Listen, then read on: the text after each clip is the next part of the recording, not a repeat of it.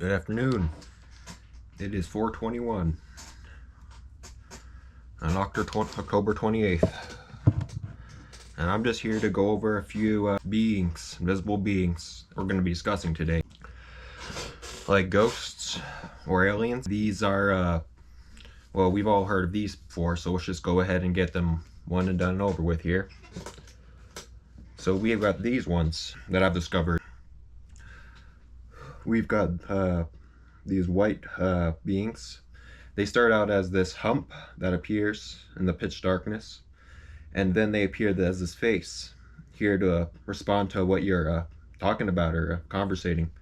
I met this guy one time in the middle of the night as I've been trying to go over and meet these guys potentially, and we ended up succeeding, as you can see.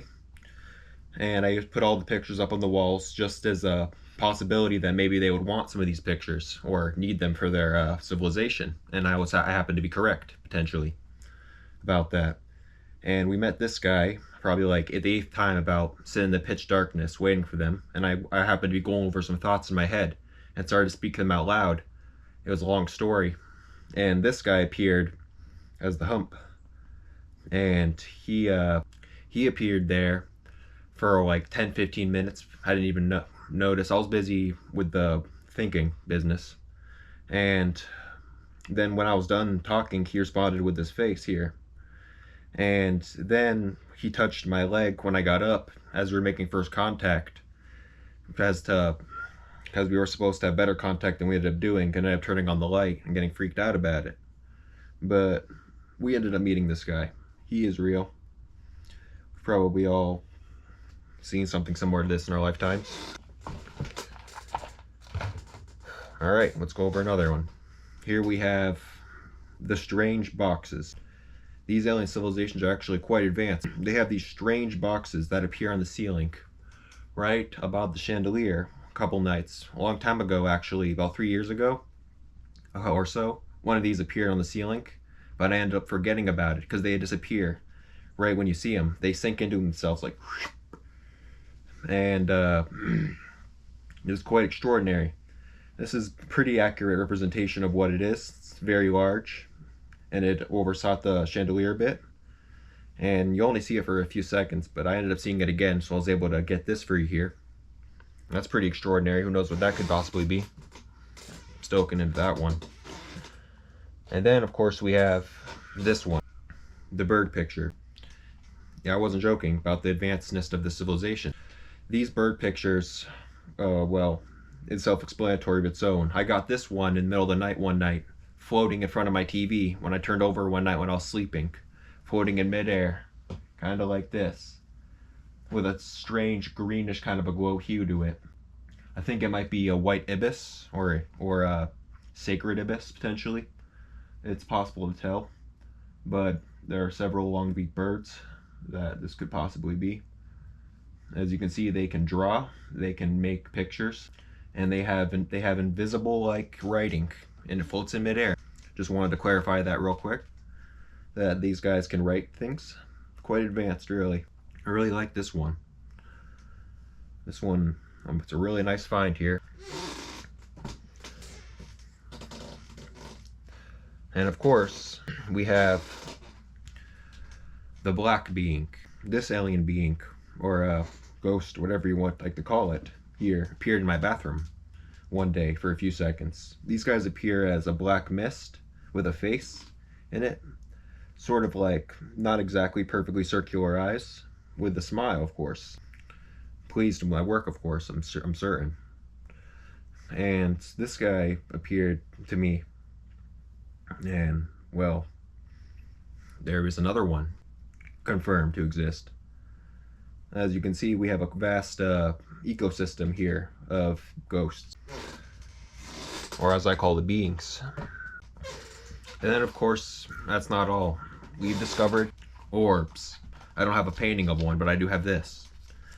This is the exact picture that a glowing orb, like this big or something, appeared above my bookcase here, and knocked over a label I had stuck exactly like this one, with this exact picture on it, like this, stuck like this. Saw it, I turned my head over, and this thing fell kind of like that. You see? Because this is the exact label, or pretty much with the exact stuff on it. Is my greatest breakthrough, potentially one of them. This could be a breakthrough potentially that, well, we all could be coming from the sun, or the sun is doing everything, or that maybe we turn into these orbs. I was also looking into. But it points from the sun towards the creatures. This one was mainly meant to represent how that these cats, they summoned in with different characteristics, different emotions, different personalities, and potentially could result in different orbs or outcomes, potentially, in evolution. But it is what it is. And that's how we discovered orange glowing orbs that can read, can understand what you're writing on paper. That's true. Simple as that. And I wonder how would I manage to go ahead and just do all this just sitting right in my bedroom. Well, there's not many places to go, is there? But heck, we've got a story to tell there about something very important. Quite important. We've got here the being's artifact. This being's artifact here, with this black binder, with these exact labelings on it, in this exact correspondent way, as you might be able to see here.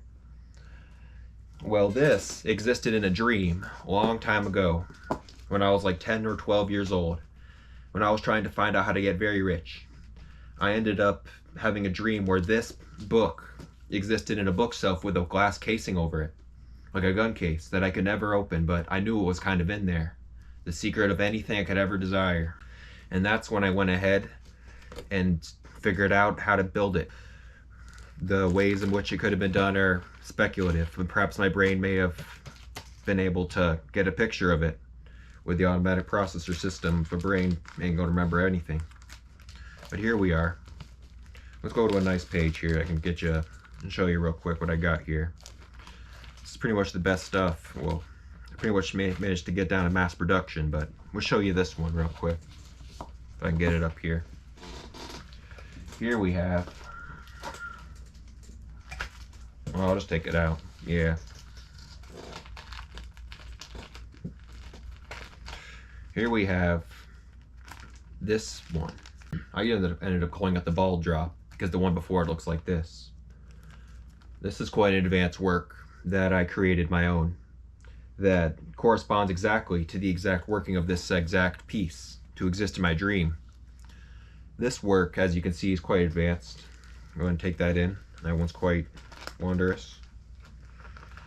I really like it. It's not easy to get your hands on these kind of things or to replicate them. They kind of just design themselves. Let's go ahead and show you one that I personally think would make the most sense to show you. If I can go ahead and find it here. Here we are. I ended up buying this exact binder, but, well, it was $60. It's not cheap at Staples or something. Well, here we have the one that I could kind of see through the papers myself. The Fabric of Time paper corresponds to the fabric of time itself, and the being, which is a being of ultimate power, known to have 99.99% of like all of everything itself, connected to everything, in control of everything. And I could kind of, in my mind, I could see this pattern somehow through the papers, through the book, and I knew it. I somehow like had the best thing in my mind, but I never thought it would ever be scientifically possible to get, of course, and I ended up forgetting for years. But here we are. It takes a lot of work, because to be honest, it takes over 1,000 papers to end up starting to get it right. And then you have this other stuff here. Pretty much everything you could ever really want. I always ended up selling this on Amazon for $250, but they ended up blocking it when I decided to be more descriptive about its alien origin. But neither here nor there. It's going to be available on a different platform. And we've also had some other major breakthroughs on recently. We've got this being artifact, which was created a year ago, and existed in time, somehow, in the future, before it even existed. It's hinting on the fact, well, the things it teaches us are great. That this artifact existed before it even existed, somehow. Or was able to be calculated into existence in some form, to be shown to me in a dream. Somehow. Well, here we are. Wonderful. And of course, we've got the mass production down. We recently managed to get our business up and running again with some major cooking papers, which have to be cleansed, because some of the ingredients required to build these things can be heinous. But they are, well, wonderful. Let's go ahead and take a look at one of my more recent ones that I really like, that I think might show you about the origin of these kind of papers a bit. Ignoring some of the redacted equipment, you may notice that this piece of paper here, which I don't think actually does have redactable equipment on it, it has an exact recipe, the fabric of time. I ended up recreating it again using the same methods. Automatic creation. Using this automatic creation, I managed to get it again in a different form, in a different way. This one is quite extraordinary, and it comes with a hand too. For some reason, it's required to have the hand over the earth in order to successfully build this paper. It's quite something. That's number 27. What else would there be possibly to ever tell you? Well, I guess there are hundreds of things, but that's about that. Hope you enjoyed that, because that's the biggest business in the whole earth, potentially.